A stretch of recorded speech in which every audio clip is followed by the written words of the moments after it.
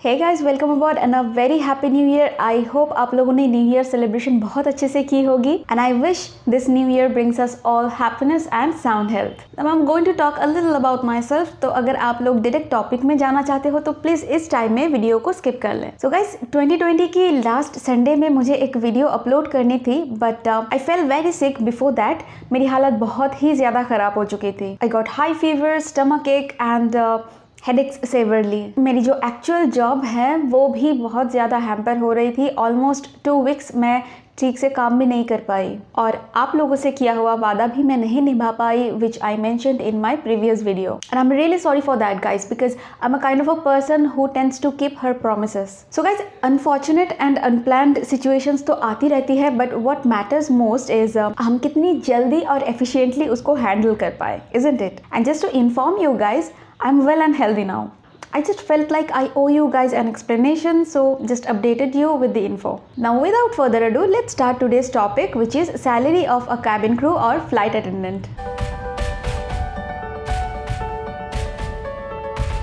मैंने पहले भी इस टॉपिक का जिक्र किया था मेरे एक बहुत ही पुराने वीडियो में, बट आई गेस इसके ऊपर एक सेपरेट वीडियो ज़रूरी है ताकि आप लोगों को एक क्लियर आइडिया हो जाए कि किसी भी डोमेस्टिक एयरलाइन में एक फ्रेशर कैबिन क्रू की सैलरी कितनी हो सकती है। क्योंकि रिक्रूटमेंट के दौरान, मतलब इंटरव्यू के एडवर्टाइजमेंट के दौरान कहीं पे भी ये मेंशन नहीं किया जाता कि सैलरी कितनी एक्सपेक्टेड है। They only reveals it once you join the airline. So आपको इंटरव्यू देने से पहले अगर एक आइडिया चाहिए कि आपको किस तरह का, किस अमाउंट का आपको सैलरी मिल सकती है, then this video is for you. So cabin crews की सैलरी जो है वो मेनली 3 चीज़ों पे डिपेंड करती है।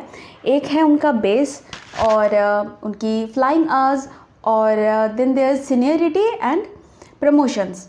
तो गाइज, बेस पे एक चीज़ होती है। बेस पे का मतलब होता है एक मिनिमम अमाउंट जो कि हर हाल में आपको मिलेगी ही, ठीक है। अब ये बेस पे डिपेंड करती है एम्प्लॉय की मेन एयरपोर्ट कौन सी है। मेन एयरपोर्ट या मेन ऑफिस का मतलब है जिस एयरपोर्ट के लिए आपकी रिक्रूटमेंट हुई है, जहाँ पे आपकी पोस्टिंग होनी है। आपकी डेस्टिनेशन कुछ भी हो, कहीं पे भी हो, घूम फिर के आपको फिर आपके मेन बेस पे ही लौटनी पड़ती है। नाउ बेस एयरपोर्ट जितनी बड़ी होगी, एम्प्लॉय का बेस पे उतना ज़्यादा होगा। बड़ी एयरपोर्ट मतलब जिस एयरपोर्ट से हर रोज़ बहुत सारे फ़्लाइट्स आते जाते रहते हैं, जो बहुत ज़्यादा बिजी होते हैं, इस तरह के एयरपोर्ट्स, मेनली इंटरनेशनल एयरपोर्ट्स ऐसे होते हैं। इस तरह के एयरपोर्ट्स में काम का प्रेशर बहुत ही ज़्यादा होती है। कैबिन क्रूज़ को दिन में बहुत ज़्यादा, मतलब बहुत बार फ्लाइट्स में काम करनी पड़ती है। सो दैट्स वाई काम का प्रेशर बहुत ज़्यादा होता है और इसीलिए यहाँ पे सैलरी भी ज़्यादा होती है। Such kind of airports are Delhi, Chennai, Bengaluru, Mumbai etcetera. अब मैं डोमेस्टिक एयरलाइंस की बात करूँ तो मान लीजिए फ्रेशर्स को 18 से 20 हज़ार तक की बेस पे तो मिल ही जाती है। पर माइंड इट, मैं यहाँ पे बजट फ्रेंडली डोमेस्टिक एयरलाइंस की बात कर रही हूँ, such as SpiceJet. But this video is not specifically for SpiceJet. आप किसी भी डोमेस्टिक एयरलाइन के लिए, मतलब एक आइडिया आपको हो जाएगी कि किस तरह की सैलरी पैकेज आप एक्सपेक्ट कर सकते हो। सो गाइज, बेस पे फ्लेक्सिबल नहीं होती है, ये फिक्स्ड होती है। अनलेस आपको कोई प्रमोशन मिले या some other kind of changes हो आपकी डेजिग्नेशन में, तो बेस पे आपकी सेम ही रहनी है। एंड गाइज, इसके बाद आती है फ्लाइंग आवर्स। फ्लाइंग आवर्स मतलब सारे पैसेंजर्स जब फ्लाइट के अंदर बैठ जाते हैं और फ्लाइट के दरवाजे फाइनली बंद होते हैं, उस टाइम से लेके फ्लाइट लैंड करने के बाद जब वो दरवाजे फिर से ओपन होती है, उस टाइम तक को हम फ्लाइंग आवर्स कहते हैं। नाउ हर एक कंपनी या फिर एयरलाइन फ्लाइंग आवर्स की रेट डिफरेंट रखती है। यहाँ पे पर आवर के हिसाब से आपको पे किया जाता है। मिनिमम जो पे है वो है 400 से लेके it can go up to 700 rupees per hour. It depends on company's financial status. India's longest domestic flight as far as I remember is Air India's 776। ये फ्लाइट बैंगलोर से हैदराबाद जाती है via Kolkata and Bhubaneswar and it flies for I think 6 to 6:30 hours. 6-6.5 घंटे तक की flight होती है, but I am not sure ये फ़्लाइट अभी भी कंटिन्यू होती है कि नहीं। सो गाइज, रफली इंडिया में हर कैबिन क्रू को महीने में मिनिमम 70 से 80 घंटे की फ्लाइंग आवर्स मतलब करनी ही पड़ती है, ठीक है, मिल जाती है उतनी। तो अगर हम बेस पे पकड़ ले 20,000 और फ्लाइंग आवर्स मान लीजिए 400 रुपीज़ पर आवर, और 70 घंटे की अगर महीने की फ़्लाइट होती है तो यही कुछ आपका हो जाता है 400 rupees into 70 hours equals to 28,000। तो 28,000 फ्लाइंग आवर्स के लिए मिल रहे हैं और बेस पे 20,000, मतलब यहीं पे आपकी 48,000 सैलरी हो जा रही है, राइट गाइज। पर यहाँ पे एक नोट करने वाली बात ये है कि ये जो फ्लाइंग आवर्स है हर महीने सेम नहीं होती है, कुछ महीने ज़्यादा होती है, कुछ महीने कम भी होती है। तो ये फ्लाइंग आवर्स के लिए जो पैसे आपको मिलते हैं ये फिक्स्ड नहीं होती, ओके। किसी महीने कम होगी, किसी महीने ज़्यादा होगी, तो ऑब्वियस सी बात है सैलरी भी हर महीने सेम नहीं आएगी, कुछ कम या कुछ ज़्यादा भी आ सकती है।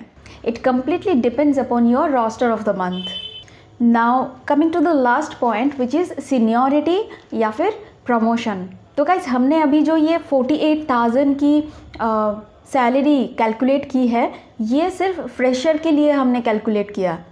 अगर आप एक एक्सपीरियंस्ड कैबिन क्रू हैं तो ऑफ कोर्स आपको पे भी ज़्यादा मिलेगी फ्लाइंग आवर्स के लिए, right. And once again the amount varies company to company. Freshers को अच्छे काम करने पे बहुत जल्द ही प्रमोशन भी मिल जाती है और साथ में आपकी रिस्पॉन्सिबिलिटी और सैलरी भी बढ़ती जाती है। कैबिन क्रू की जो हाईएस्ट प्रमोशन होती है वो है सीनियर कैबिन क्रू या फिर इंचार्ज। इंचार्ज मतलब जो पूरे फ्लाइट की कैबिन के अंदर हर एक चीज़ के लिए रिस्पॉन्सिबल होती है, हर एक चीज़ को वो कंट्रोल में रखती है। In between there are other promotions as well, और उसके साथ साथ भी आपको सैलरी की भी चेंजेस आपको दिखने मिल जाती है। सो सीनियर कैबिन क्रू बनते बनते आपको कुछ साल तो लग ही जाएंगे, एंड आफ्टर दैट अगर फिर भी आप और भी काम करना चाहते हो आगे, तो आप ग्राउंड में काम के लिए अप्लाई कर सकते हो एज अ ट्रेनर। इन ट्रेनर्स का काम होता है जो न्यूली जॉइंड कैबिन क्रूज है उनको प्रॉपरली ट्रेन करना।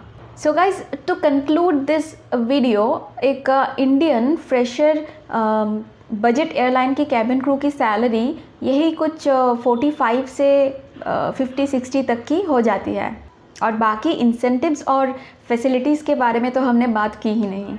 नाउ गाइज ये सारी इन्फॉर्मेशन तो सिर्फ डोमेस्टिक एयरलाइंस के लिए ही थी, और अगर आपको इंटरनेशनल एयरलाइन के बारे में भी जाननी है तो let me know in the comment box below. I will be happy to make a separate video on that as well. So guys I hope अब आपको एक क्लियर आइडिया तो हो ही गई होगी कि सैलरी, कैबिन क्रू की सैलरी किस तरह से कैलकुलेट करनी होती है, और एक डोमेस्टिक एयरलाइन की फ्रेशर कैबिन क्रू की सैलरी कितनी हो सकती है।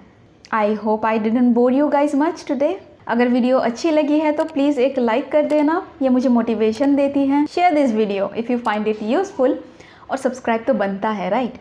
Thank you for watching this video guys. Until next time, take care, bye bye.